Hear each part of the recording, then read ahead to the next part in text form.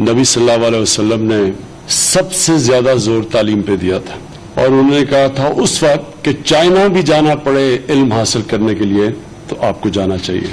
ہاں، یہ آپ کو سب کو پتا ہونا چاہیے کہ اس وقت مسلمانوں کے اندر بہت کم تعلیم تھی، کیونکہ انہوں نے لوگوں کے ذہنوں میں ڈال دیا تھا کہ تعلیم کے بغیر ایک معاشرہ اوپر نہیں جا سکتا۔ تو وہ جو تعلیم کے پیچھے وہ قوم، وہ جو مدینہ کی ریاست کے اندر وہ لوگوں کی خواہش ہوئی، تو 700 سال تک دنیا کے سارے ٹاپ سائنسدان مسلمان تھے۔ صرف تلوار کی وجہ سے مسلمان اوپر نہیں آئے تھے، علم کی وجہ سے آئے تھے، اور علم طاقت ہے۔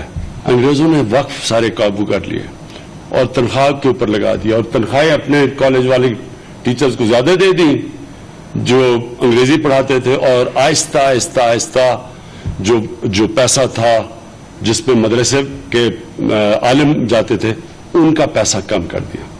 تو اس نے بڑے سوچ سمجھ کے مسلمانوں کا تعلیم کا نظام ختم کیا تھا۔ ایک ہی ملک میں 3 قوموں کا مختلف سلیبس چل رہا ہے، اور جو ہمارے دینی مدرسے میں بچے تھے ان کو ہم ایسی تعلیم ہی نہیں دے رہے کہ وہ اوپر آ سکتے ہیں۔ جو مغرب کہتی ہے وہی ٹھیک ہے، اس کا مقابلہ علامہ اقبال نے کیا۔ اور کیسے؟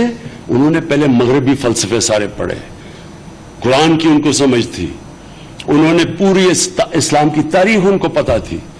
پھر جو علامہ اقبال کی شاعری تھی، انہوں نے جو مغرب اور موازنہ کیا، ان کی طاقت کیا ہے، مسلمانوں کی طاقت کیا ہے، آج مسلمانوں کی کمزوری کیا ہے، اور ان کی مغرب تہذیب کی کمزوری کیا ہے۔